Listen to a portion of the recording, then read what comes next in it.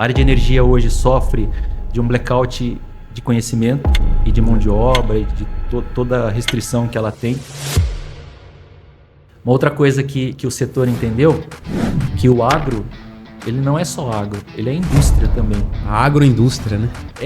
E o mais engraçado é assim, quando eles começaram a enxergar esse setor agro como indústria, tudo começou a mudar. Principalmente o sucroalcooleiro foi a resposta mais rápida e imediata para atendimento da energia elétrica do Brasil. Ele é tão relevante para a sociedade que, se você pegar por proporções de cidades que dependem dessas usinas, se essa usina deixar de existir, a cidade morre. Você acha que, comparado ao resto do mundo, a gente é muito avançado nas questões de como é que se regula, né, o mercado de energia? Novamente, nós estamos tendo uma oportunidade de o mundo estar olhando para o Brasil. Se a gente olhar do ponto de vista de responsabilidade ambiental, nossa matriz energética ela é muito limpa, beira a perfeição. Acho que não tem nenhum país do mundo que se iguale. Sejam todos muito bem-vindos ao primeiro episódio do PrataCast, o podcast da Prata Biosoluções. Meu nome é Felipe Prata, sou o fundador da Prata Biosoluções, o maior ecossistema de soluções de energia do país. E hoje, nesse primeiro episódio, o episódio inaugural do nosso podcast, eu tenho a honra de receber aqui o engenheiro Marcelo Nishida. Eu vou ler aqui porque o currículo dele é bem extenso. Marcelo Nishida é sócio da FGA Energia, com mais de 18 anos de experiência na gestão comercial, técnica e regulatória do setor elétrico. Nishida, assim como eu tenho a liberdade de chamá-lo, e é conhecido no mercado, liderou projetos de grande porte em linhas de transmissão, subestações e cogeração de energia, além de ter atuado na Ambev, desenvolvendo processos de gestão e comercialização de energia, com sólida formação em engenharia elétrica e MBA pela USP. Ele é referência nacional quando o assunto é regulação e inovação no mercado de energia. Nishida, seja muito bem-vindo ao primeiro episódio do PrataCast. É uma honra receber você aqui. O PrataCast é o lugar onde gente que acontece e faz o setor energético acontecer. Seja muito bem-vindo. Agradeço muito o convite, estou bastante honrado por estar presente nesse primeiro episódio desse podcast. Eu acho que é uma realização sua e Sim. Eu fico muito grato de estar participando desse trabalho que você está inovando e trazendo para o setor. Acho que você falou um pouco do meu currículo, mas assim, eu acho que... Fica à vontade para falar. Você também é uma referência, nós somos, acho que, conhecidos há muito tempo, né? E fiquei muito lisonjeado pela forma que você me apresentou. Eu acho que assim, nós e eu principalmente aprendi que estamos sempre evoluindo, né? Exato. E essa parte de energia passa a ser problema ou solução em alguns momentos da história. A gente estava sempre presente, tanto nas coisas boas quanto nas coisas difíceis do setor. Né? Então a gente acabou evoluindo e aprendendo um pouquinho. E acho que a ideia de estar presente, transmitindo informação, é um negócio que me agrada muito. E eu acho que é bastante interessante a gente estar fazendo essa apresentação das empresas, de como a gente pode informar o público. Né? Eu acho que é um negócio bastante bacana. Fico muito grato pelo convite, viu, Felipe? Eu que agradeço mais uma vez. E quando eu idealizei a ideia, desde da criação da empresa, né, da Prata Biosoluções, eu me visualizei fazendo um podcast. Porque acho que a gente tem, assim, conhece, né, eu conheço muitas pessoas influentes do meio do segmento, né, do setor energético, hoje para ficar um pouco mais moderno, né, para não falar só do setor elétrico, né?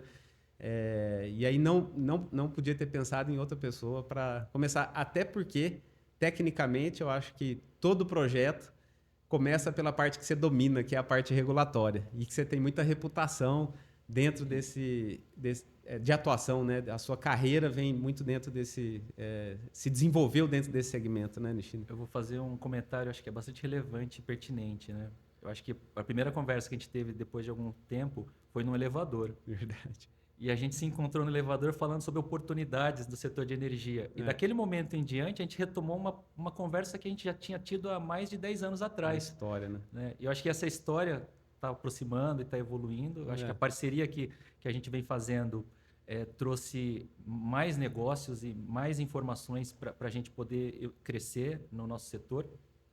A área de energia hoje sofre de um blackout de conhecimento e de mão de obra e de toda a restrição que ela tem. Acho que tudo que veio pós-pandemia criou uma dificuldade maior e menos acessível para as pessoas. E acho que você trazendo informação e esclarecimento para todo o público, eu acho que ajuda muito as pessoas entenderem como funcionam as coisas de novo, né? Acho que é muito bacana. É por aí. Você sabe que eu falei sobre reputação, né? Pelo menos desde que eu me conheço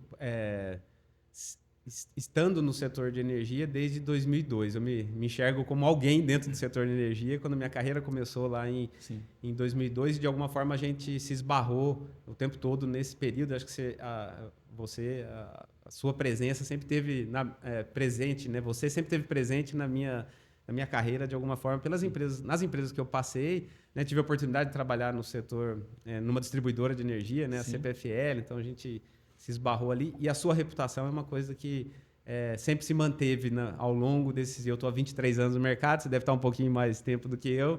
Eu não sou tão mais velho, né? Tinha uns 25 anos só, mas é bastante tempo. Eu já fiz bodas de prata, para não falar e não fazer... E aí, hoje, até antes da gente entrar, de aprofundar nos assuntos técnicos, né? Eu queria que você falasse um pouco do quanto que você acha importante hoje, nos dias de hoje, a cuidar da imagem, né? Porque hoje eu estou falando de reputação. Acho que hoje em dia, imagem e reputação caminham juntos, porque a gente está tendo que aparecer um pouco mais, a gente está tendo que... Né, os profissionais estão tendo que mostrar um pouco mais a cara. Tá exemplo aqui o que a gente está fazendo, né? Quanto é que você acha isso hoje? A gente estava falando um pouco antes aqui de começar, né, sobre se cuidar, né, um pouco mais. Como é que você vê hoje essa relação do ecossistema humano, né, o corpo humano, de se cuidar, de ter um pouco... Que eu acho relevante hoje para todo mundo, né? Isso é uma coisa que a gente no escritório, dentro da empresa, ou até dentro da família, a gente vem colocando muito, né? Saber conciliar conhecimento, e eu sou daquela formação antiga que conhecimento era a base de tudo, e aí o resto era consequência, hoje não é tão verdade, né? Hoje saber equilibrar uma parcela de conhecimento, mas prezar muito pelo relacionamento e saber conduzir as conversas e atingir as pessoas de uma forma positiva, eu acho que é tão importante quanto você ter graduação, pós-graduação, mestrado e doutorado, né? Às vezes você se sente limitado por uma visão e esquece que esse meio de convívio social, marketing pessoal, tem um peso equivalente, né? Eu não costumava participar de webinar, seminário, congresso ativamente, porque eu era meramente espectador. Eu era da escola tradicional, absorver conhecimento era tudo. Depois de um tempo, eu percebi que eu tinha muito mais a contribuir do que só ser um mero espectador, né? Eu acho que estar presente na vida de todo mundo e entregar uma parcela do que eu tenho de conhecimento passa a ser um negócio importante. E eu vejo essa importância não para a empresa só, para a FGA como um todo. Ela é importante para mostrar que todo o nosso conhecimento tem que ser passado para frente, né? Nessa história de formação de pessoas, já tive várias pessoas que trabalharam comigo, tanto colaboradores como pares ou como chefes, diretores. Eu vejo que, e eu sempre falo isso, que o mais importante é saber que você fez uma diferença no mundo, né? Que você trouxe ou agregou alguma coisa boa. Eu acho que tanto visão de cliente quanto ambiente familiar, se todos fizerem uma retrospectiva, falar assim, nossa, o Marcelo me fez isso ou me trouxe isso de bom. Eu associo muito às pessoas de relacionamento. O Felipe, as outras pessoas que estão no nosso dia a dia no trabalho, todos eles agregam coisas boas. É difícil a gente falar assim, nossa, eu fiz uma coisa e talvez eu não deveria ter feito. Eu vou falar por mim. Eu só me arrependo das coisas que eu não fiz. Mas se eu fiz, foi para tentar acertar, sempre. Sempre. Não tem outro jeito de fazer, né? Muito bacana. É bastante importante todo mundo entender que esse desenvolvimento pessoal parte do pressuposto do relacionamento. Sensacional, Nishida. E aí eu dei essa deixa para... vou começar aqui já para receber você, Opa. vou te presentear. Tá? Eu agradeço muito. É um mimo aqui do PrataCast para você. Muito obrigado. É um incentivo para você começar, se você já não faz, começar a cuidar da sua imagem. Também, isso é importante. A doutora Bianca é parceira aqui do nosso podcast. A doutora Bianca é biomédica. Ela, o foco dela é cuidar da imagem dos pacientes dela. E aí tem tudo a ver com a Prata Biosoluções, porque biomedicina está muito ali ligada a esse cuidado, né, para preservar a imagem com os traços originais, né? E ela atua muito em cima disso, assim, o foco dela. Então aí está um mimo de incentivo. Tem alguns outros mimos aí dentro, mas tem um incentivo para você começar. Se você já não faz, para você começar ou para você reforçar o que você já faz. Não, isso aqui, assim, eu agradeço muito a doutora Bianca. E o que eu acho bastante importante, e eu falo também, que essa parte de saúde, e a gente precisa se cuidar. Não só por nós. É isso. Mas a esposa também gosta, né? Então é um negócio assim que eu acho que agrada a todo mundo. Exato. Eu acho que uma pessoa autoestima, né? E, enfim, bem apresentada, com as características de saúde bem visíveis, eu acho que deixa as pessoas mais motivadas a estar no dia a dia. E eu acho que hoje o desafio é fazer isso de forma refinada para você ter garantir a tua originalidade, né? Vamos dizer, sem sair do original, preservando, retardando o envelhecimento, né? Eu acho que a gente estava falando, né? Conciliar essa qualidade de vida com a qualidade profissional do trabalho é uma coisa bastante difícil. Isso aí. Eu nasci numa geração que trabalhar era tudo, né? E a gente passou a enxergar a qualidade, a atividade física, a parte estética como coisas importantes para a gente ficar bem, se sentir bem com nós, né? Isso é importante. Tá aí um incentivo para você, se já não faz, para começar ou para manter. Muito bom, Nishida. Eu queria, agora entrando um pouquinho mais aqui no nosso no dia a dia, né? Sim. Eu acho que você já falou um pouco da sua trajetória aí, né? Até falei um pouco no começo aqui. Eu acho que a gente se conheceu num momento muito importante no país, pelo menos quando eu ingressei no setor elétrico, foi lá em 2002, a gente estava vivendo o Proinfa, né? E para mim ficou muito marcante aquele começo de carreira e tendo esse programa, que o Proinfa era o Programa de Incentivo a Fontes Alternativas de Energia. E eu vi o setor que a gente atua muito forte, ainda atua, né, que é o DNA, dentro do açúcar e álcool e tudo mais, surfar muito essa onda. Ele veio depois de muito tempo de um programa de incentivo ter passado, que foi o Proálcool, né? E aí veio o programa de fontes alternativas ali para mim foi um marco de transição energética, né? De transição até do segmento, que marcou aquela geração, porque as usinas estavam ali só focadas nos seus produtos principais, né? Açúcar, álcool, e aí veio o terceiro produto, que era energia. E eu acho que você participou dessa transição ativamente, né? Tanto pela FGA, depois você vai falar um pouco sobre a FGA, né? Como é que vocês chegaram até hoje, né? Nessa atuação. Mas eu queria que falasse você um pouquinho dessa experiência sua também, né? Linkando com isso, com o início ali desses projetos, dessas... eu acho assim, tive a oportunidade de ser contemporâneo com a primeira crise energética do Brasil, ou a segunda, né, na verdade, foi quando teve o apagão lá de 2001. E então, o Proinfa veio por conta do apagão, né? Assim. Eu era recém-formado, engenheiro eletricista, e me deram alguns desafios nesse meio tempo. Acho que as indústrias, né, nessa época eu estava trabalhando na Ambev, as indústrias tinham necessidade de manter a produção. Criaram vários problemas, o sistema estava em colapso, eu acho que a nossa matriz energética era basicamente hidráulica, e naquele momento perceberam, nossa, se não chover não temos energia elétrica. Participei de implementação de geradora diesel, de troca de certificados, a gente chegou a fazer a prévia de um mercado livre com as indústrias. Exatamente. Né? Acho que assim, tivemos que aprender na marra como compensar crédito, como fazer algumas coisas no setor de energia elétrica para evitar penalidades. Uhum.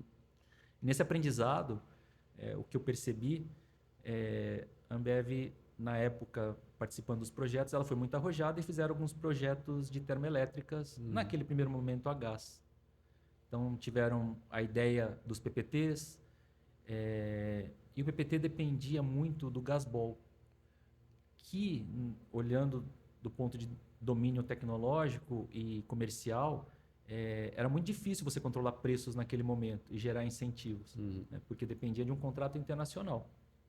Então, nessa primeira leva de 2000 até 2001, 2002, a essência do governo foi suprir com outras energias que não as hidráulicas, porém, elas não foram bem estabelecidas, porque dependia de contratos internacionais. Então, teve um pequeno erro de entendimento do que seria o novo modelo. O que eles fizeram? Acho que eles repensaram um pouco o que deveria ser feito e avaliaram que as fontes alternativas incentivadas eram mais rápidas de serem implementadas. E aí eu acho que quem aproveitou muito bem foram as empresas, as CGHs, o PCHs do setor, hidráulicas de menor porte. E muita PCH nesse Demandavam um licenciamento mais simples. E as usinas de açúcar e álcool. E o mais engraçado desse setor, que mesmo pela Ambev, nós tentamos fazer parcerias de termoelétricas. A gente tentou comprar alguns projetos no passado e vimos que as pessoas ainda não tinham um entendimento pleno de como poderiam explorar esse mercado. Então, você tinha o mercado de açúcar, de etanol, e o de energia era muito incipiente. Né? O Proinfa, ele deu cara para o processo, mas mesmo assim ainda teve alguns problemas de adesão. Fazer a aceitação de grandes investimentos para mudar um processo que já funcionava para melhorar a eficiência e gerar energia elétrica, né? E sobrar mais energia elétrica. Acompanhando esse crescimento, esse desenvolvimento, eu acho que a tecnologia foi também sendo aprimorada. Teve uma evolução. Teve uma evolução. Então, essa evolução da tecnologia fez com que todo mundo entendesse, realmente é possível fazer uma geração melhor. Eu lembro que quando a gente falava de caldeiras de alta pressão, você tinha aqueles tabus, né? Então, caldeiras de vapor. Imagina. Você passar de 21 quilos, nossa, eu acho que é perigoso. Chegando a 42, nossa, eu já estou, acho que no limite. Depois que passou de 65 e 100 bar, né? Eu acho que as pessoas entenderam que, cara, é uma tecnologia dominada. Né? Eu acho que o Brasil, ele é muito inovador nessa parte. Eu acho que toda vez que a gente enxerga que chegamos no limite, o setor agro, que tem uma resposta muito rápida, e o setor industrial, ele se aprimora e supera algumas barreiras. Né? Então, a gente foi superando algumas premissas que eram preconceitos e passaram a ser coisas de inovação. Gerar energia elétrica pós-2002, e aí olhando o horizonte de 2006, 2007, passou a ser muito mais fácil esse entendimento. Né? A gente vive numa região de inovação, Sertãozinho, Ribeirão, esse interior esse polo de São aqui, Paulo. Né? Um polo tecnológico, sobretudo, né? Para o setor. Né? Ele é muito forte e se você pegar essa parte de geração mesmo, com máquinas girantes, né? Geradores de médio e grande porte, eles passaram a ser mais acessíveis. Isso tornou a tecnologia para as usinas de açúcar e álcool muito mais disponível. Uma outra coisa que o setor entendeu, que o agro, ele não é só agro, ele é indústria também. A agroindústria, né? E o mais engraçado é assim, quando eles começaram a enxergar esse setor agro como indústria, tudo começou a mudar. Eu acho que o movimento da migração da mão de obra especializada, do corte de cana mecanizado, da indústria, e aí já passou 2.0, 3.0, 4.0, e os níveis de automação passaram a dar mais margem para operar de forma segura esse processo de geração de energia elétrica. Então, os medos de pressão de caldeira, de tamanho e potência, né? Hoje tem usinas aí de açúcar e álcool que geram mais de 150, quase 200 megas. Sim. Então, você passa a entender que, cara, é simplesmente um sistema de geração. Tem a complexidade da parte de combustíveis agrícolas, mas é um negócio muito consistente. Né?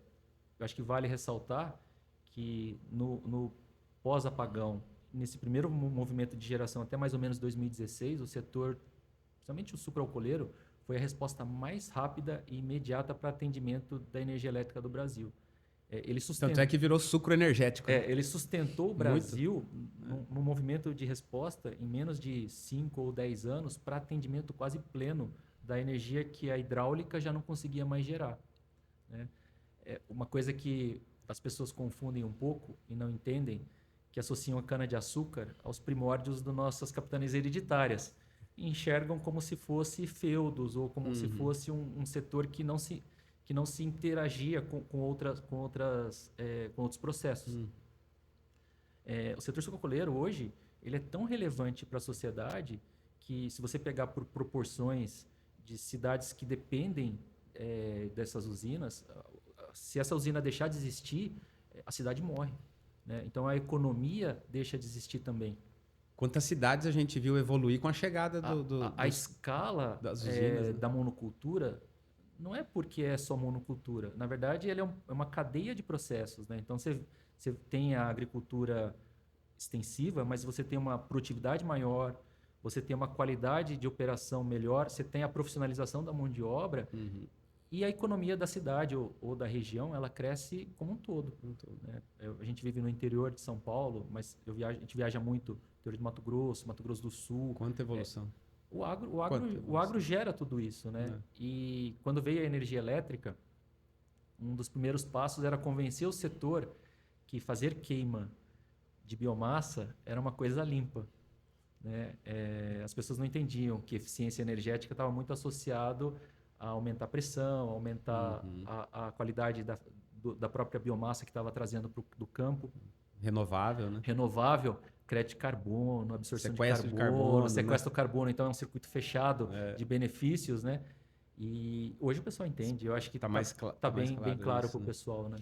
Você acha... Você falou de inovação, né? O setor elétrico, ele trouxe inovação. O setor energético, né? Trouxe evolução. Você acha que o regulatório de energia conseguiu acompanhar essa evolução? Porque a gente vive se deparando com alguns problemas, parece que não anda no passo a passo, né, com a evolução tecnológica que o setor acaba trazendo, né, mas a parte regulatória, apesar que eu acho que o regulatório, frente a outros países aqui, ele é até bem evoluído, você pode falar um pouco melhor do que eu sobre isso, mas você acha que acompanhou essa evolução? Vem acompanhando?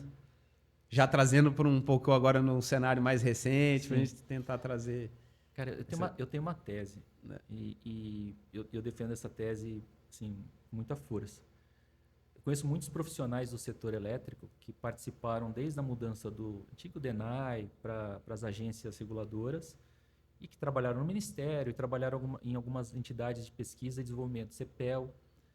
No meu conceito, eles eram muito capazes. Eles são pessoas muito inteligentes. Inclusive, alguns foram professores meus de universidade. Quando você tinha um modelo tudo estatal, então o governo era dono da geradora, dono da transmissora e dono da distribuidora. E aí eu falo governo em nível federal ou nível estadual. Você tinha um controle, né? Então, quando você tem o controle, o seu gerenciamento ele é mais simples, ele é mais fácil. Mas tinha participação do Estado. Não tem problema. Eu acho que num nível mais federativo, a gente consegue controlar o que a gente precisa fazer de planejamento. A hora que o Estado, e aí eu falo Estado geral como governo, enxerga que talvez ele não fosse um bom gestor desses projetos de geração e expansão, isso pós-Itaipu, né, pós algumas empresas de transmissão, eles falaram assim, bom, vamos fazer assim, vamos mudar a forma de fazer. Nós temos as distribuições que precisam atender a sociedade, e esse é o contato mais próximo que a gente tem com a energia elétrica. Temos os geradores, que aí pode ser qualquer um, mas no primeiro momento vamos cuidar das transmissoras. Eu acho que a transmissora é um canal de comunicação das duas fontes. Nós precisamos ter uma gestão. Então teve um momento de transição e tudo que foi feito dentro do regulatório, dentro dessa ideia de vamos conduzir de uma forma para a transição, na essência ela é muito boa. Só que eles esqueceram que quando você privatiza, os extremos, tanto a geração quanto as empresas de distribuição, elas começam a ter interesse econômico. Perderam o conceito do interesse social e passaram a ter interesse econômico. Produto. Eu preciso remunerar meus acionistas, né? Então, o produto deles, energia elétrica, precisava remunerar os acionistas de forma que os investimentos talvez não fossem os melhores para a sociedade, tanto na geração quanto na distribuição. Porém, enquanto o governo mantinha o controle da transmissão, você ainda amarrava as duas pontas de uma certa forma. Eu não podia crescer a geração infinito, porque eu controlava a transmissão, e a distribuição também tinha que ter um atendimento, porque eu sabia quanto eu estava transmitindo para a distribuidora e ela tinha que prestar conta. Então, eu tinha um certo fluxo de informação. A regulação foi mudando e nesse momento que ele falou assim, não, agora vamos abrir o mercado como um todo. E aí criaram um novo modelo do setor elétrico, inseriram a tese da modicidade tarifária, que é, na última linha, o menor custo para a sociedade, e vamos deixar para os empreendedores tomarem a iniciativa de ajustar o mercado. O que está escrito dentro das agências reguladoras, principalmente a ANEEL, e no conceito que foram criados para o ONS e para a EPE, a tese é muito boa. Pô, vou fazer um planejamento de curto prazo até 5 anos, coloco dentro do ONS, coloco meu planejamento de curto prazo dentro da distribuidora, porque ela vai enxergar o que a sociedade vai precisar, e deixo o meu planejamento de longo prazo para a EPE, que é uma entidade de pesquisa, estudiosos que vão falar, nossa, o mercado vai para uma certa direção ou para outra, junto com a economia. E aí eles esqueceram de algumas variáveis, né, que o nosso universo ele sofre mudanças políticas, sociais, tecnológicas o tempo todo. E a economia aberta trouxe investidores de outros países com outras ideias. O mundo ficou ambientalmente mais responsável. Então, todo o crescimento que apostava em imediatismo talvez não pudesse acontecer da mesma velocidade. Hoje, um licenciamento ambiental é muito mais demorado. Sim. Então, o regulatório existente hoje, ele é um aperfeiçoamento constante. E ele é muito bom. O difícil é execução com interesses diferentes. Então, você tem um Estado que quer que tudo seja suprido, você tem empresas privadas que precisam cuidar dos interesses primeiro dos acionistas, e você tem uma sociedade que quer pagar o menor preço possível pela melhor qualidade possível, né? Então, os 3 pontos muitas vezes não se conversam, né? Eu quero ter o melhor pelo menor preço. A gente aprendeu que algumas coisas que são extremamente de excelência têm um preço maior, né? Nem sempre o que você consegue comprar é o melhor. Exato. E isso é o que traz para a sociedade, para nós como consumidores, é um conflito, né? Pô, eu reclamo da minha energia do dia a dia que não está com qualidade, mas eu percebo a falta dela uma vez no ano, ou 2 vezes no ano, né? Isso para mim é falta de qualidade. Tem gente que sofre isso diariamente ou mensalmente e o padrão de qualidade dele é diferente.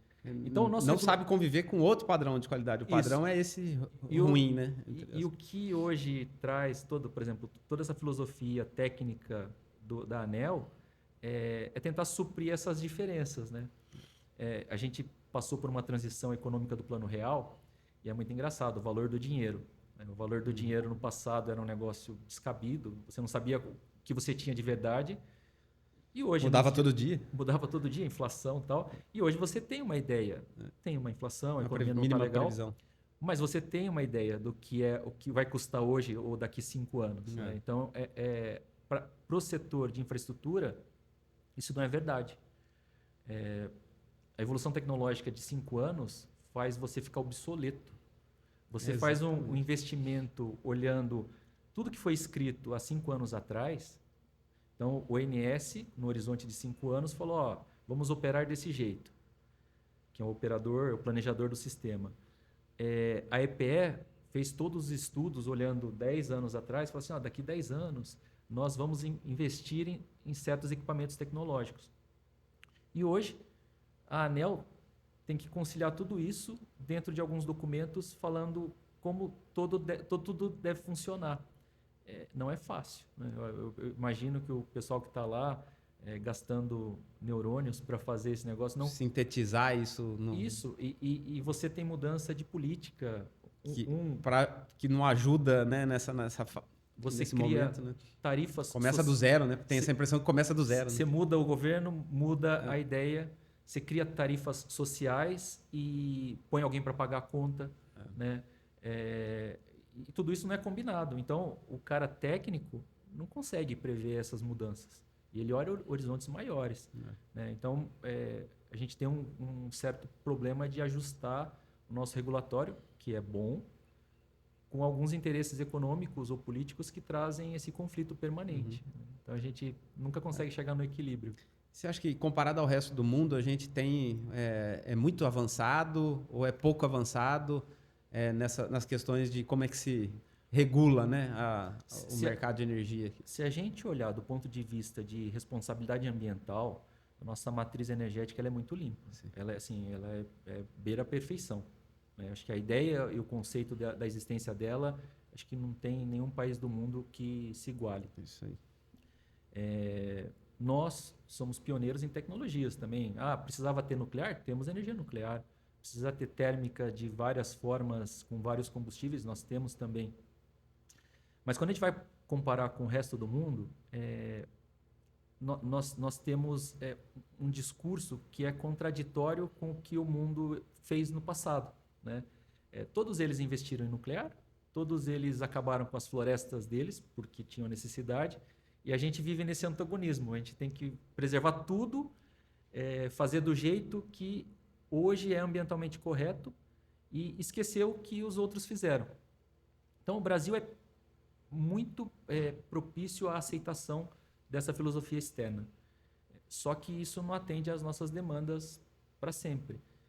Vou citar um exemplo agora. Quando criou-se os investimentos de projetos solares, e aí de vários tamanhos fotovoltaicos, na Europa, há 2 anos atrás, eles já estavam sofrendo de curtailment, já estavam sofrendo restrição. Só que a gente, em vez de olhar para o retrovisor e falar assim, nossa, eu acho que pode ser que aconteça isso, esperamos acontecer. Com um país que tenha uma geração muito inferior Isso.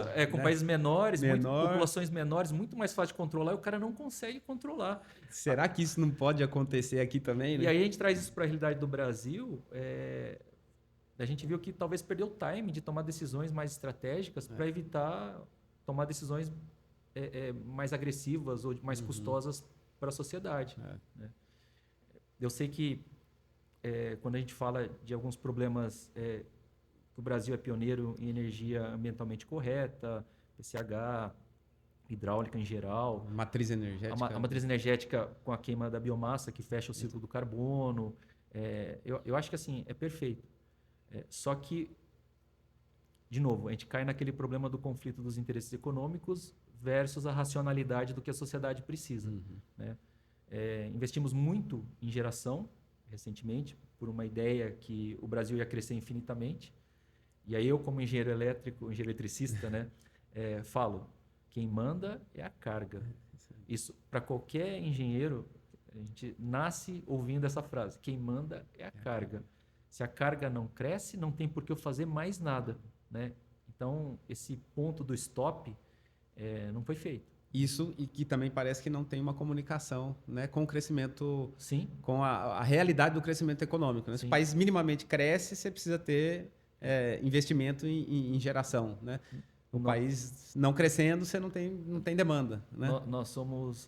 Nós trabalhamos com consultoria, né, e a gente preconiza inteligência. E é engraçado porque quando você fala de desenvolvimento do país, a gente olha sempre os extremos. Né? Então, temos excesso de oferta de geração. Todo mundo já ouviu falar que você tem solar, que gera num período do dia, tem um pico, das 10 às 14, às 16 horas, você tem um excesso de energia que você não tem para onde mandar. E agora a gente vem falando, e aí trazendo exemplo de fora também, vamos encher de cargas como data center, que ou tá hidrogênio verde. E aí, de novo, a gente vai para o extremo. Né? Então, a gente está falando aí de projetos de 200, 400, 1 giga. Cara, a média brasileira hoje, em potência utilizada, a gente está gerando em 100, 110, 120 gigas. A gente simplesmente está falando que a gente vai pôr 1 giga, 2 gigas, 5 gigas, e está com 5% de carga de uma vez só. Né? E aí, de novo, vamos para o extremo. Né? Aí que deveria entrar um controle maior, uma intervenção. Só que fazer intervenção só com regulação é muito difícil. E a lei hoje ela não favorece nem o ONS, nem as distribuidoras fazerem um controle mais apurado. Acho que é uma dificuldade. Eu vi essa semana um paradoxo ali, né? Comparando o Brasil está para a bioeletricidade, como a Arábia Saudita está para o petróleo. Então a gente está sendo comparado, acho que nós estamos vivendo essa fase, né, o Brasil, novamente nós estamos tendo uma oportunidade o mundo está olhando para o Brasil com essa oportunidade de geração, né, da matriz energética que nenhum outro país tem similar ao nosso, e a gente está correndo o risco de não conseguir surfar essa onda de novo, provavelmente por falta dessa falta de comunicação entre o regulatório, o país estar preparado para poder atender essa demanda, tanto de consumo quanto de escoamento de geração. Você acha que a gente está correndo esse risco? Eu estava vendo um artigo, e não vou me lembrar o nome agora, mas é engraçado, né? Porque o Brasil limita todo o conhecimento ou a capacidade dela às fronteiras do Brasil. E o Brasil é quase a América do Sul inteira. Então, a gente fala de restrição de energia elétrica, restrição de crescimento, mas o Brasil faz fronteira com a América do Sul quase toda. E esses países sofrem muitas vezes de falta de energia elétrica. Então, tudo bem, a gente tem uma relação com o Paraguai, eu acho que é um negócio que surgiu lá no passado, mas depois a gente não conseguiu evoluir nesse modelo, né? Então a bioeletricidade, e aí se você olhar os países do Oriente Médio que aprenderam a fazer os outros usarem o petróleo, talvez o Brasil não fez a lição de casa. Acho que fez um pouco com o etanol, mas ele deu margem para abrir concorrência para outros modelos de etanol, que não o nosso, né? A gente está importando de novo o conhecimento de fora, aplicando aqui. Eu acho que tem muitas teses aí que mostram do etanol de milho e tal. Virou etanol de cereal, né? Agora cereais, porque tem trigo, né? Etanol do trigo. Como um todo. Mas olhar o setor energético com o modelo brasileiro, ele realmente ele foi inovador, vendeu a tese muito bem, talvez pecou na execução, né? Eu participei das primeiras reuniões com o Ministério, logo que começou essa transição energética, e tinham 3 conceitos que os setores mais politizados colocavam. Usina de açúcar e álcool era latifúndio, visão capitanias hereditárias. Exato. Né? O segundo ponto é que as usinas eles são monocultura extensiva, que não tem nenhum problema. E o terceiro ponto é que eles falavam assim, vocês empregam, vocês são do agro, vocês não são vocês não têm tecnologia. Eu falei, eu discordo. Né?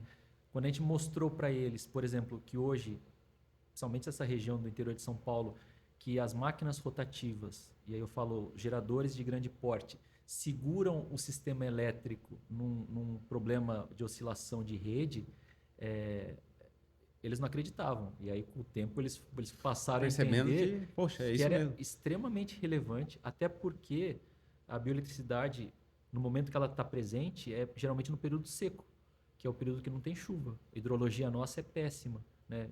Faz acho que uns 5 anos que a gente não tem uma hidrologia regular. Até mais um pouquinho. E a usina de açúcar e álcool depende da chuva, com certeza, mas ela é um complemento dessa matriz. Ela é muito importante, né? Você tem uma safra de abril a novembro, mais ou menos, que complementa a geração no período que as chuvas começam a diminuir. Eu tive a oportunidade de estar num evento que o ONS apresentou, e hoje a água não é mais para energia elétrica. A água serve para outras coisas. Consumo humano, controle de navegação. A água tem uma finalidade hoje turística. O cara não pode mais esvaziar reservatório porque ele afeta a economia de uma cidade inteira ou de uma região inteira. Serve para irrigação. Então, a água que era reservada exclusivamente para energia elétrica, hoje ela tem finalidades mais nobres, talvez, do que energia elétrica. Acho que o consumo humano garante a sobrevivência, mas tem outros interesses econômicos associados. A bioeletricidade, ela passa por uma característica similar, né? Eu acho que ela já teve a influência do etanol, já teve a influência do açúcar, já teve a influência da energia elétrica, e aí, dependendo do momento, ela é colocada na balança de uma forma diferente. Mas sempre esteve presente. Eu acho que é importante encarar esse segmento, esse setor, como vital para toda a economia, né? Acho que sempre foi desse jeito e é difícil mudar hoje, né? Recentemente, a ANEEL deu uma estremecida no mercado quando, do dia para a noite, soltou um aviso de que ia sair cortando a geração, né? E aí Sim. parece, mais uma vez, que sem fazer uma análise, inclusive de contratos de energia, né? E o famoso curtailment aí, que estremeceu as bases é, o mercado balançou, né? O Sim. mercado de energia balançou, muita gente se assustou, né? Porque ela falou, posso te cortar amanhã sem te avisar, né? Isso mostra um pouco de incoerência É, no jeito de ver sim, o eu acho que comportamento da geração, porque acho que faltou isso, né? Faltou como é que se comporta a sim, geração com sim. biomassa, como é que se comporta o solar, né? Eu tenho miopia. E, cara, muitas vezes a gente olha e fala assim, isso é coisa de míope, né? Você enxerga até uma certa distância, depois você não enxerga mais nada dali para frente. Curtailment, eu acho que para quem não conhece, é uma restrição da capacidade de geração em função do que eu estou consumindo. Então, estou ofertando mais produto do que o mercado quer comprar. Mais ou menos isso. Relação de oferta e demanda, né? A demanda está baixa e a minha oferta está gigante. Então, isso para exemplificar. O que é o grande problema do curtailment? Né? A gente fala que você estava preparando o enredo por uma história trágica. Então, os eventos estavam acontecendo e as Se pessoas desdobrando. não estavam percebendo. É. Tive a oportunidade de pegar as primeiras teses do curtailment e o que iria impactar. E aí, se você olhar na cadeia de geração, olhando os empreendedores, né, que olharam aquilo como um desafio para ofertar energia no mercado livre. Primeiro que é uma energia intermitente. Segundo, é um projeto muito fácil de implantar, ele é muito rápido de implantar.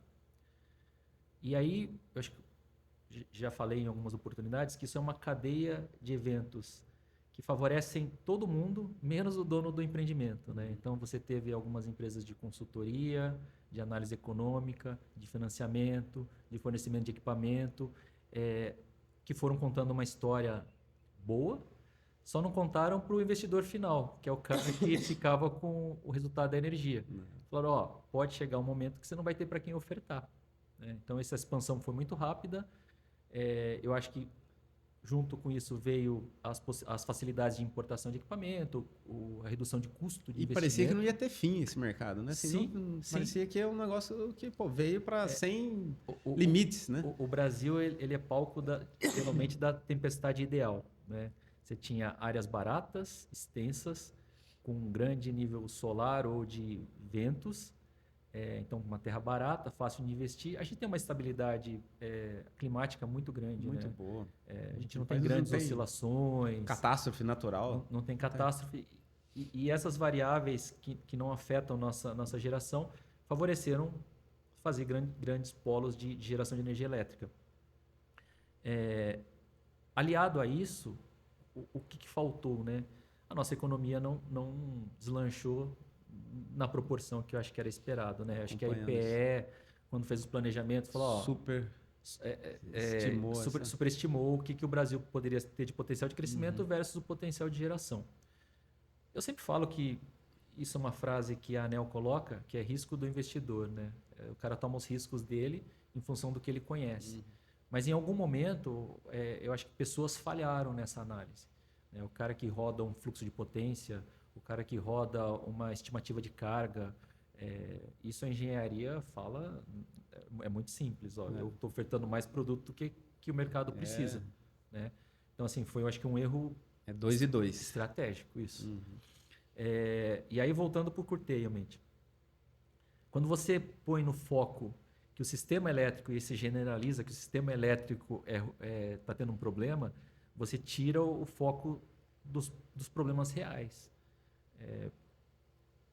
Hoje nós temos um negócio chamado MMGD, que são as micro e mini gerações distribuídas, que são os projetos menores, o residencial, o industrial que fez a sua autoprodução. E isso tem uma ingerência muito grande, porque eles atribuíram a responsabilidade das distribuidoras quase aceitarem sem nenhuma restrição esses acessos. Então eu gero minha própria energia elétrica, deixei de consumir no sistema. Só que com o barateamento dos investimentos, essa escala ficou absurdamente gigante, né? Tem até a curva do pato, que a geração mais ou menos das 10 às 16 deixa de ter necessidade de existir, porque a solar ou a eólica estão cobrindo 100% e a autoprodução também está entrando nessa conta. Em contrapartida, você tem sistemas que são mais lentos para resposta, por exemplo, as hidráulicas, que precisam estar sempre em prontidão. E prontidão é vertendo água sem exportar. Então, você tem um problema para ser administrado no nível de rede básica e você tem um nível de problema para ser administrado no nível da distribuição, que é basicamente a sua casa. Você não quer que falte energia elétrica, gera quase 100% do que você tem dentro da sua própria casa, só que à noite você precisa tocar a vida. E alguém precisa suprir essa energia elétrica, né? Isso está gerando desequilíbrio nos preços. Então você tem preços durante o dia, não são zero, mas chega a PLD mínimo e à noite mais de R$ 1.500 megawatt-hora gerado. E as termoelétricas despachadas lá no norte. E aí, ao mesmo tempo, você tem que criar despachos rápidos, e aí eu falo rápido, rápido mesmo, para poder estar gerando energia elétrica com fontes, combustíveis fósseis, né? Que é um negócio absurdo. Então, tínhamos uma matriz muito limpa, só que para atendimento dessa operação, passamos a sujar a matriz, entre aspas, né? Outra coisa, a hidráulica passa a ser ineficiente. Eu não sei se vocês sabem, mas eu estava até vendo algumas palestras do ONS, e algumas hidráulicas estão rodando permanentemente, vertendo água sem gerar energia elétrica, e aí ela entra em operação máxima aí a partir das 18, 17 horas, porque elas têm que acelerar as máquinas com antecedência. Então, verte água mesmo sem precisar. Então, a gente criou um desequilíbrio momentâneo, e não sei como vai ser resolvido, porque os projetos existentes já estão conectados. Já né? estão ali injetando energia, né? Eu criei algumas teses para algumas entidades, né? Não são bem aceitas porque isso gera uma indisposição. A primeira delas... Aqui não tem assunto proibido, Nishida. Eu aproveito. Eu acho que eu vou aproveitar e vou falar essa tese. Eu fiz até um artigo, foi um pouco mais brando no artigo, até porque quando a gente foi publicado assim, falou assim, não, é um momento sensível, as pessoas estão muito... Não estão com aceitação muito grande de ser contrariadas. Mas a primeira são as restrições de acesso, né? Em algum momento, a restrição de acesso vai ter que ser mais forte. Falar, ó, não pode entrar mais, não precisa mais. Né? Então, as restrições de acesso em nível de rede básica ou para geração, né? Ou nível de distribuição precisam ser contidos. Isso é claro. Outra coisa, a gente precisa de uma regulamentação mais forte para a MMGD. A ANEEL diz ela em carta aberta que não tem diretrizes suficientes para poder gerenciar esses empreendimentos. Não tem gente. Não tem gente e não tem controle, porque quando eles habilitaram os processos, as gerações elas nasceram para estar ligado. Então, eu não tenho o controle de desligar essas gerações. E a soma de pequenas partes é uma infinidade de geração. Né? Então, eu não tenho como controlar, não tenho recurso e não dei esse poder às distribuidoras para fazer. Cara, eu não consigo cortar energia elétrica de uma casa sem um motivo plausível ou sem um controle técnico. Então, eu cometi um erro lá na premissa inicial dos projetos de fotovoltaicos, o MMGD, que foram permitidos. Um outro ponto. Nós temos hoje um mercado que precisa ter uma remuneração mínima do PLD. Né? Acho que são os royalties de Itaipu que deixam no mínimo. Em outros países, quando eu tenho excedente, eu sou precificado até negativamente. Então, você pega países que penalizam a geração excedente, gera um autocontrole. Isso faria uma autorregulação. Né? Isso vale para geração de grande porte. Não implementamos isso e eu acho que é muito difícil enquanto tiver esse entendimento que os royalties mínimos de Itaipu são os que mantêm o valor do PLD. É uma contradição. Eu deveria ter... se eu tenho oferta demais, eu precisaria controlar de uma forma. Faltou mais uma vez essa... Então, quando você olha todo esse sistema que não é só técnico, né? Eu acho que o ONS tem que, cara, se vira nos 30 mesmo. Eles têm que Sai correndo. sair correndo para não ter apagão ou desligamento forçado. Eu acho que é um trabalho árduo, porque eles não têm autonomia técnica suficiente para poder gerir tudo isso.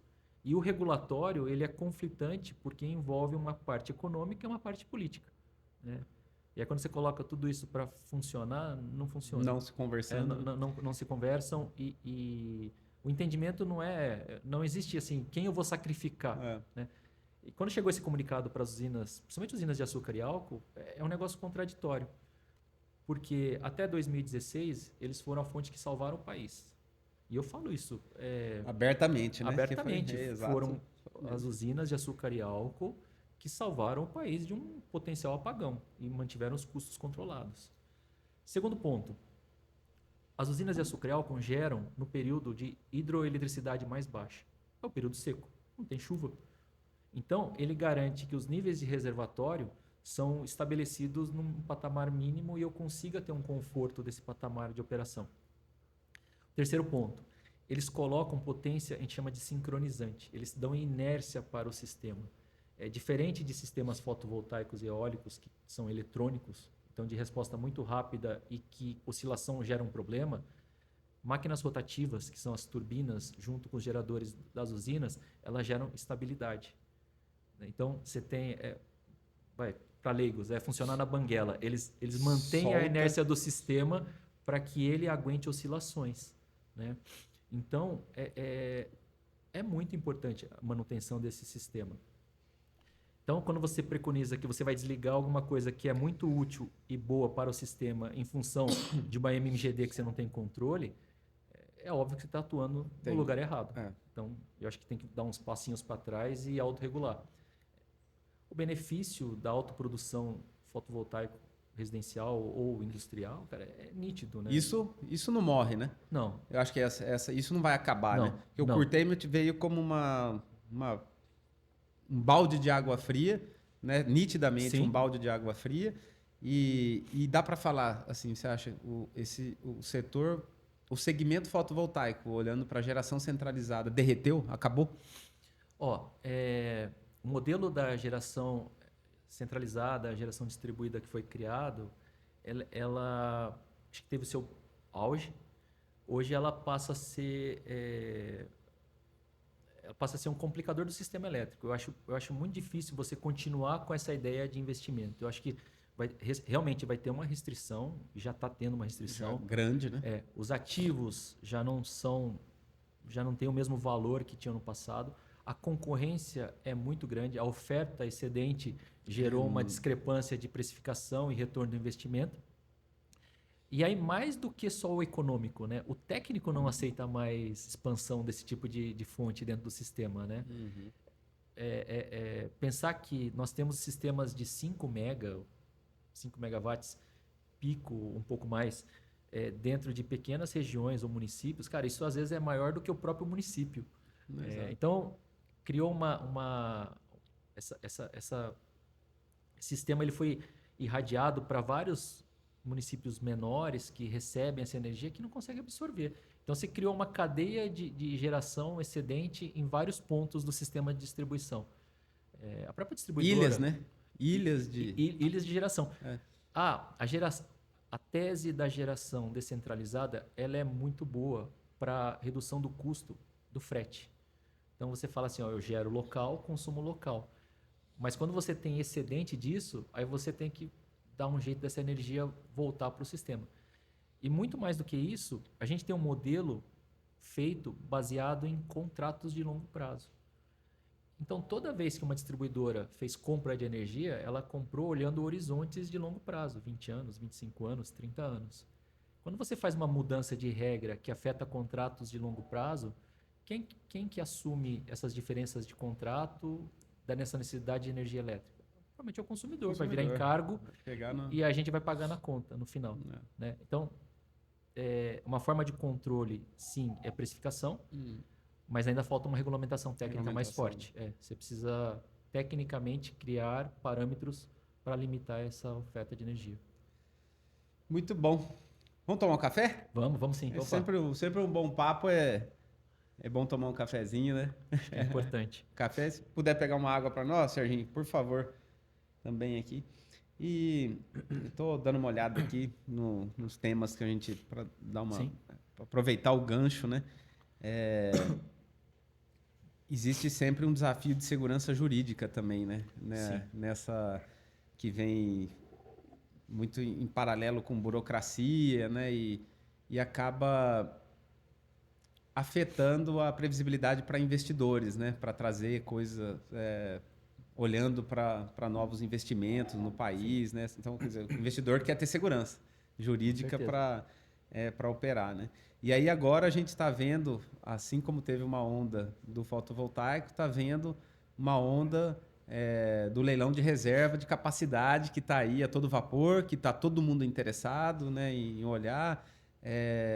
Como é que você está olhando isso, assim, Nishida? Você acha que isso também vai ser mais uma onda de que vai passar ou é algo que veio também para ficar? Porque você tem em paralelo os data centers chegando, né, Sim. que também é um movimento grande que está acontecendo, né, no país que tem alto consumo de energia, a gente falou isso, né, precisam de regiões mais bem localizadas, né, para estar. Depende de água, né, depende de E- eu a enxergo. segurança Sim. para poder esses investimentos acontecerem. Você acha que Eu enxergo o LR Cap, de novo, como um movimento emergencial necessário.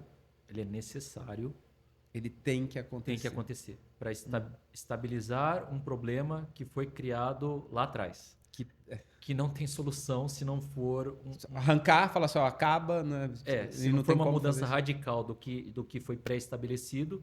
O que a gente tem que fazer é criar um modelo que supra as lacunas de geração que a gente está tendo, né? Porque não adianta só eu gerar o infinito de dia e durante a noite eu ter que fazer despachos absurdos de termoelétricas, às vezes até mais caras do que o que estava estimado no passado. Então, é necessário. Nós tivemos que tomar as decisões para evitar um apagão, evitar coisas piores, a inserção de fontes fósseis. Então, diesel, e às vezes a gente até fala até carvão mineral, né? Que nem é nosso, é importado. Então, assim, a gente passou da autonomia de geração de energia elétrica para uma dependência externa absurda de fontes alternativas, né? Essa energia elétrica vai ser suprida com combustíveis, não tem jeito. É uma potência constante e rápida, né? Acho que o tempo de resposta de uma termoelétrica é muito mais rápida. Em contrapartida, veio o biogás. Eu acho que é um negócio Que tá aí. que vai aproveitar e surfar essa onda, né? Que muitas empresas têm o potencial de gerar o biogás, mas eles não tinham a oportunidade de aproveitar esse biogás, né? Você tem muitas vezes o volume de biogás ele precisa ser complementado ou precisa estar inserido numa matriz energética mais robusta, né? Então, acho que o setor sucrocoleiro está se aproveitando muito bem Isso aí. A desse criação momento. são os bioparques de energia, né? Sim. Que você está E entrando ali outra, com hidrogênio verde, ele já biomassa, é uma empresa biogás. inserida no setor de energia Já está elétrica. ali, né? Ela já é, muitas vezes, regulamentada por uma ANP.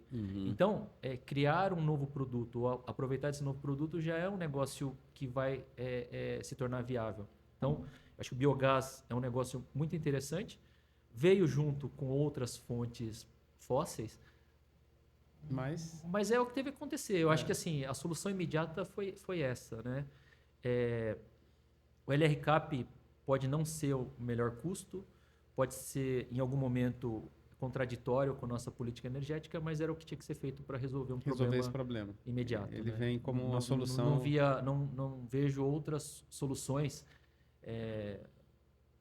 mais simples ou mais imediatas do que isso, né? Não tem. Não vai ter. Eu acredito que existem tecnologias que um dia vão suprir isso, né? Acho que o próprio BES, eu acho que ele vem para ficar, né? Isso. Assim, As baterias, e isso é um problema da tecnologia, né? Você tem hoje as baterias basicamente de lítio, tem uma vida útil, tem uma duração, tem uma característica. A gente vai criar um parque, e aí provavelmente brevemente vamos ter grandes parques aí de BESS, que se a gente considerar que a tecnologia evolui grandes passos a cada 5 anos, a gente vai ter um parque obsoleto daqui 5 anos, 5 anos, um outro... com uma reposição que a gente não sabe como vai ser feita e vai ter que ser assumido em contratos, né? De novo, o investidor vai ter que assumir o risco e a matriz energética vai sofrer de ser por esse pioneirismo. Então, inserir tecnologias que mudam com uma frequência muito grande, pode ser que a gente resolva de novo um problema e crie um passivo daqui a algum período. Algum tempo. Né? Mas é uma solução. Eu acho assim, sou engenheiro eletricista e os sistemas de armazenamento são muito importantes. Eu tenho, de novo, algumas coisas que pode ser que sejam muito controversas, mas o melhor sistema de bateria do mundo, que é o que a gente tem hoje, é reservatório de água. Cara, não tem sistema mais eficiente, porque ela serve para um monte de coisa, como já falei. Inclusive, economicamente ela serve para um monte de coisa. Ela pode ser um pouco conflituosa com a parte ambiental, mas o reservatório de água te dá tanto conforto para algumas operações, né? E pensando do princípio químico da bateria, você ter a reversibilidade de usinas hoje, bombear água de volta, deixa de ser uma coisa absurda. Passa a ser uma coisa muito plausível. Né? Você tem excedente de energia, você absorve esse excedente, remunera essa energia, porque você vai estar usando ela, bombeia a água e armazena essa disponibilidade energética de novo. Aí você fala assim, pô, mas isso é antinatural. Mas a gente está aproveitando do potencial que já está sobrando. Né? Eu vi muitas soluções associadas a Bitcoin, associadas a hidrogênio verde. Cara, o que é o problema disso? Você cria consumos eletrointensivos para suprir momentaneamente com uma fonte que não é permanente. E aí você vai criar um problema no outro período do dia que precisa ser suprido da mesma forma, com a mesma intensidade, por outra fonte. Né? Não, vou encher de BESS. Não, perfeito. BESS custa dinheiro. Né? Quem vai pagar esse BESS? Vai ser o investidor da geração fotovoltaica, da eólica, ou vai ser a sociedade? Né? O que eu estou vendo é que eles querem criar um rateio para a sociedade. Um jeito de passar a ideia, conta. O conceito é perfeito. Assim, eu acredito. Só que eu criei um problema e vou resolver o problema dividindo a conta com quem não tem, quem não é parte do problema. Passa a ser preocupante. Né? Eu, como cidadão, enxergo. Cara, eu não tive responsabilidade direta sobre essas tomadas de decisão. Né? E aí, de novo, vale a frase que a ANEEL coloca: risco do empreendedor. Cara, eu acho essa frase fantástica. Porque ela resume muitas vezes a tomada de decisão certa e a tomada de decisão errada. Né? A reversibilidade passaria a ser um aproveitamento energético mais otimizado e inteligente. Custa dinheiro? Custa, mas como todos os outros processos vão custar dinheiro. O custo vai... Só que diferente de um BESS, de um sistema eletrônico, a reversibilidade ela é eterna. Eu mantenho o sistema reversível para sempre. Então, se você for considerar vida útil, usinas hidrelétricas reversíveis passariam a ter vida útil infinita. E é muito engraçado. Se você pegar algumas pesquisas aí, os chineses estão fazendo isso. E eles estão vendendo BESS para a gente. Então, assim, não deixa de ser uma antagônico, né? Sim. O cara enxerga realmente isso para os outros. Mas para mim, eu estou fazendo o que eu acho que é melhor. Eu acho que em algum momento nós, que somos consultores ou parte da sociedade, precisamos levar essa discussão para um patamar maior, né? Até aproveitando aí, Nishida, nesse campo das ideias, né? Que você traz sempre muitas ideias, as reflexões com a experiência do tempo, né? Eu vou propor aqui... Tem uma caneta aí, Serginho, ou não? Vou pegar uma caneta aqui e vou te passar. Depois eu vou... Pode ser qualquer caneta. Agora eu vou fazer de surpresa. Eu quero fazer, não, é isso aí. A proposta é essa mesmo. Eu queria que você se imaginasse, Nishida. Você acabou de ser convidado para ocupar a presidência da ANEEL. Vou falar porque a ANEEL é um cargo técnico. Eu não vou nem falar ministro de Minas e Energia, porque talvez seja um cargo político. Sim. Mas você acabou de ser convidado para assumir a presidência da ANEEL no Brasil. E aí, qual é a...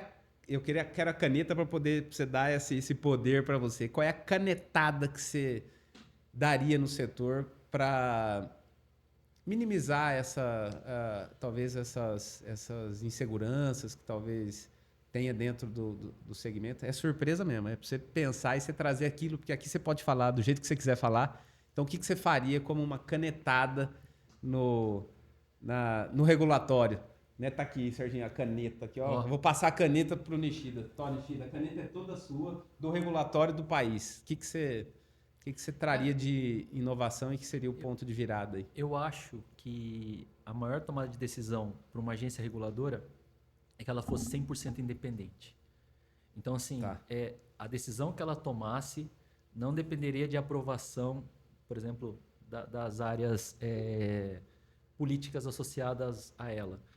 E isso basearia na restrição da entrada de novas gerações.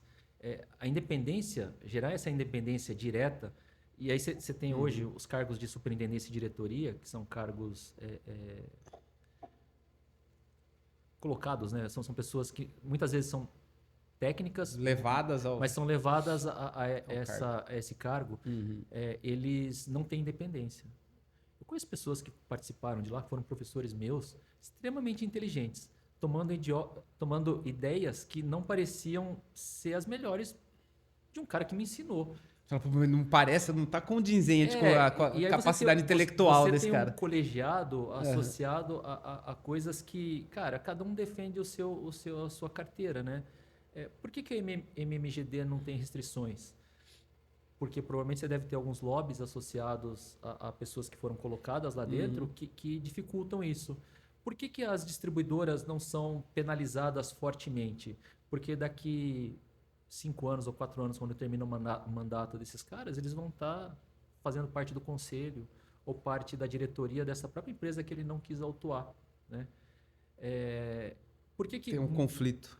Por que muitas vezes coisas que são muito simples para a gente no dia a dia, principalmente para a gente que é técnico, quando você fala assim, pô, isso aqui é um problema, precisamos resolver esse daqui tomando a decisão de não poder utilizar mais esse tipo de equipamento. E aí não acontece isso, né? Você fala assim,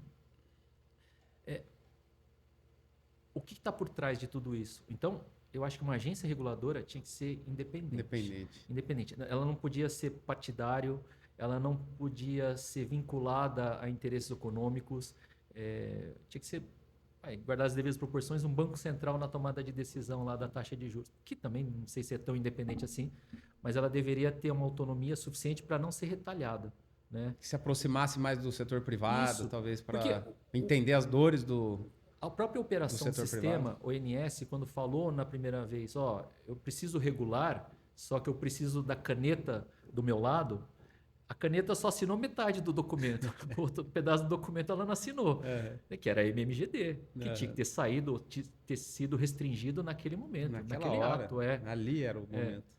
E não foi excluída do processo, né? Quando os deputados fizeram os lobbies lá, eles acabaram tirando. Então a independência da ANEEL seria o ato mais importante. Tomar as decisões que todas as pessoas que eu considero que são inteligentes estão lá, pudessem executar. Né? São técnicas, capazes, poderiam estar executando. Mas só que tem essa barreira. Na data zero, só que tem um conflito. Sempre vai ter. Muito bom, Nishida. Esse é um assunto que, se a gente ficar aqui, vai longe, né? Eu acho que é muito extenso. Ele é profundo, né? Daria uns 3, 4 episódios aqui pra gente... Pra fazer a parte 2, 3. Fica a ideia aí pra gente fazer isso. Eu queria que você falasse rapidamente, né, sobre eu sei que você é sócio da FGA, né? A FGA é uma das empresas líderes e referência, né, dentro do agronegócio, tanto do braço de finanças quanto do braço de energia, no qual você atua. Eu queria que você trouxesse um pouco da história da FGA, falasse aí um pouco como é que vocês estão inseridos, né, nesse segmento. E eu queria que você deixasse um conselho seu para quem está começando um projeto. Afinal de contas, a FGA Energia tem muito esse papel, né, de estar ali como assessoria, né, para os clientes. Quem está começando, iniciando um projeto ou já começou, achou que essa questão regulatória era uma questão simples, né, e que deixou de lado, ou que está começando um projeto e ainda não se atentou a isso. Eu queria que você falasse qual conselho você deixaria, né, mas também contasse um pouquinho da atuação da FGA para a gente. Assim, o que eu acho importante salientar da FGA, né? A FGA como um todo, né? A holding, ela mostra que empresas que têm o caráter, e a gente fala do interior, ela consegue se sobressair mesmo nesse mundo corporativo. A gente veio de empresas corporativas. E o que tínhamos dentro das nossas crenças? Que nós éramos pessoas capazes de fazer mudanças, né? De executar com excelência aquilo que a gente se propunha fazer dentro de uma corporação. Quando todos os sócios montaram a empresa e levaram isso para o interior, para aproximar, inclusive, dos clientes, a gente entrou num paradoxo, né? Quero ter uma empresa grande no interior para atender grandes Caminho grupos contrário do que a maior parte das pessoas que queriam estar em São Paulo, no Rio, né, Brasília. E a gente, acho que criou essa contradição, mostrando que é possível ter uma empresa que se destaque no interior. Uma outra coisa que a gente sempre colocou como uma coisa importante. O conhecimento, ele é a base que fundamenta todo o nosso trabalho. Nós nos diferenciávamos e nos diferenciamos ainda pelo conhecimento que a gente traz para o setor. E aí o setor agroindustrial como um todo, né? Tanto do ponto de vista financeiro quanto do ponto de vista regulatório. Mostrar que você sabe fazer e sabe executar é um negócio muito importante para o cliente, né? O cliente ele enxerga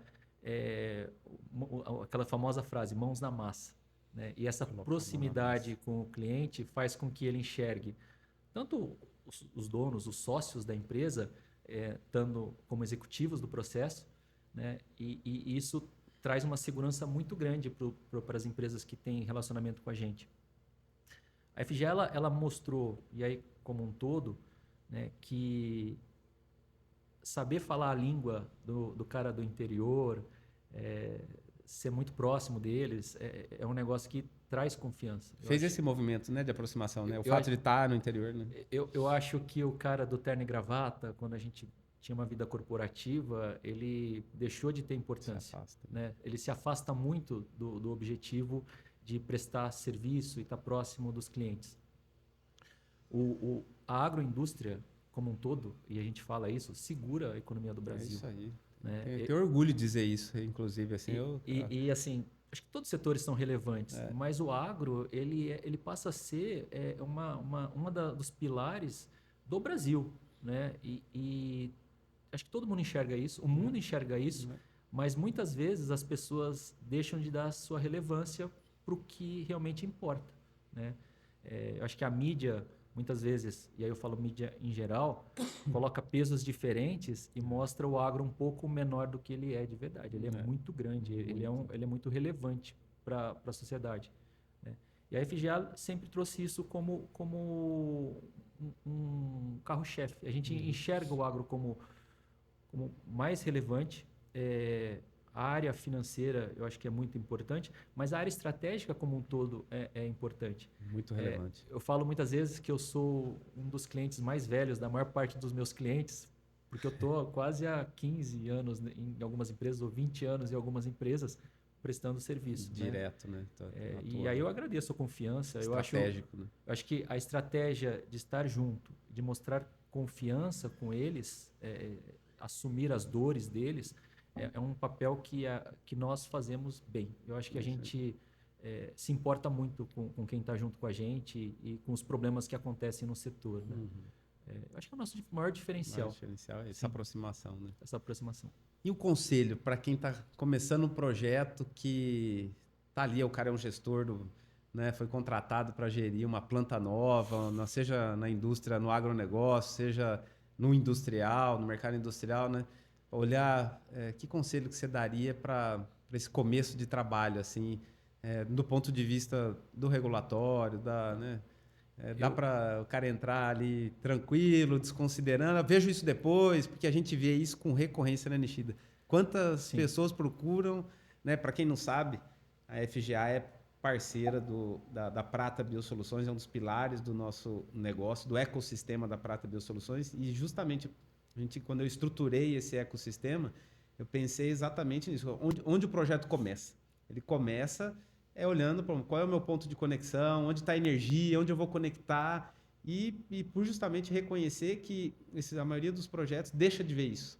Né? A minha experiência dentro do setor fala isso, né? Vira e mexe, isso acontece. A gente se depara com isso, né, Nishida? Até hoje, essa semana, inclusive, Sim. A gente conversando com o cliente, cara, eu tô vendo aqui o projeto e esqueci de ver isso aqui, eu tô me deparando com um problema. Então, qual é o conselho que o Nishida deixa para quem está começando o projeto?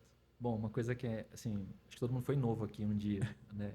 E a primeira mudança é saber o que eu quero. Então, eu tenho saber o que eu quero, me preparar para isso. Né? Eu acho que não tem sonho que se realize só porque eu quero. Então, eu preciso me preparar. Eu acho que o primeiro passo é ter toda a preparação, entender que precisa estruturar o caminho que você quer fazer. Então, ter uma boa formação, se preparar financeiramente para a tomada de decisão. E o mais importante de tudo é enxergar o horizonte onde você vai pisar. Né? Eu, quando saí de uma empresa corporativa e assumi um desafio de estar numa empresa jovem, com 31 anos, e começar essa empresa e tentar convencer as pessoas que um cara de 31 anos sabia fazer o que sabia falar... não estava só na teoria? Só no discurso ou na teoria que tinha estudado, eu acho que é muito difícil. Eu sou muito novo. O primeiro passo é muito difícil. Então, o meu conselho é o seguinte, não desistam, mas se preparem. Né? Eu acho que enxergar que você tem uma boa formação para o assunto que você for trabalhar, você se estabeleceu financeiramente de uma forma que consiga ter tranquilidade para os primeiros meses do desafio. Uhum. E, em terceiro lugar, ser jovem nunca foi defeito. Né? Ser jovem é ter mais disponibilidade para fazer coisas mais difíceis. Né? Eu falo isso que a experiência te prepara para problemas complexos, mas a juventude te dá capacidade de trabalhar mais rápido em alguns problemas. Então, saber compensar isso no tempo e se preparar é um negócio bastante eficaz. E se juntar com gente que sabe fazer, né? E aí, a hora que tiver se deparar com... Saber reconhecer isso, né? Ter o senso de percepção, né? Entender onde você vai estar entrando no contexto, né? Eu acho que é importante enxergar o que vai ser esse passo que você vai dar, as pessoas de relacionamento, e assim, não ter medo de enfrentar coisas novas. Eu acho que é uma coisa que muitas pessoas têm dúvida. Eu acho que talvez a geração mais nova seja limitado para enfrentamentos de problemas. A gente passou por crise financeira, crise política. De tudo um pouco. De tudo um pouco, né? Viu a virada, né? A chegada da internet, né? Teve que adaptação tecnológica. Você tinha telefone, celular, internet, e aí passamos a ter que nos adaptar. Eu acho que a resiliência de adaptação nossa é maior, né? Então, as pessoas mais novas, uma geração anterior, talvez não tenha essa mesma facilidade de conseguir conviver com diferenças. Mas se você estiver preparado, é o primeiro passo para crescer. Acho que é o fundamental hoje. Se os nossos ouvintes quiserem encontrar o Marcelo Nishida, a FGA, onde estão as suas redes, seus contatos? Deixa aqui seu contato. Bom, a gente está na rede, né? Acho que é fga.com.br. Acho que é o meio mais fácil de acessar. Tem meus contatos, meu e-mail, marcelo.nishida@fga.com.br. Né? E aí, através desses e-mails, você consegue conversar ou pedir mais esclarecimentos. Muito bom, Nishida.